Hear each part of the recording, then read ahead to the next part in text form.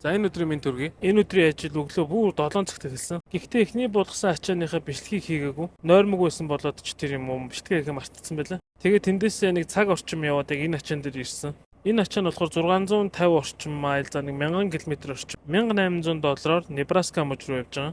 Ачаагаа уртан шиг авчаад замдаа нэг зогсож хоол идсэн. Зам тэгээд Чилээс урт 1000 км байгаа учраас тэгээд хурдхан шиг хоолоо идэл хөдлөхгүй бол болохгүй. Хэдэн 7 хоногийн өмнө миний бензиний картнаас өөр нэг хүн уншуулад байна гэсэн би нэг юм ярьжсэн шүү дээ. Тэгээд тэрнийхээ дагуу гомдлоо гаргаж байгаа мөнгө амарцсан эргүүлээд авсан. Миний картнаас хэн нь мэдэхгүй хүн хаа байсан Флорида мужаас $4000 бензин авсан бэлээ. Ямар ч байсан тэр мөнгө олоод авсан учраас их баяртай байгаа. Нэг иймэрхүү байдлаар яваад 6-7 цаг явсны дараа зогсож усанд орсон. Эдний хөнгөлтийн картаар нь төршөө аваад ах юм бол усанд орох хэрэг хөнгүү бэлгэлдэг байхгүй. Тим карт байхгүй бол $18 төлж усанд ордیں۔ Нэлээ одоо хөдөлгөөнгөө явсан учраас зогсоод нэг усанд ороод сэрэгч бас сайхан мэдрэмж. Усанд орж авчаад тэгэл төлшөө хийгээл цонхоо нэг сайхан арчиж аваад үлдсэн маялаа явна да. Хөдөлгийнхаа өмнө тарака эргэж тойроо шалгаад явж исэн чинь тэргүүдлийн жолооч талын уртлын дугууны хаа бойл нь байхгүй болсон байлаа. Тос ихээр цацарсан юм бол байхгүй. Тэгтээ жаахан хөлөрцөн байсан. Тэгэхээр ямар ч байсан тосын нэмж аваад яг левелд нь хүргээд тэгээ хөдөлсөн. Энийг сайн харж явахгүй бол бас болохгүй юм биш үү. Хэрвээ бүр тосгүй болоод хуурай болоод удаан явах юм бол гал гараа шатхаюул та. Маргааш өглөө босоод тэгээ энийг ахиж шалгаад үзье. Өнөөдрийн ажил ингээд дуслаа.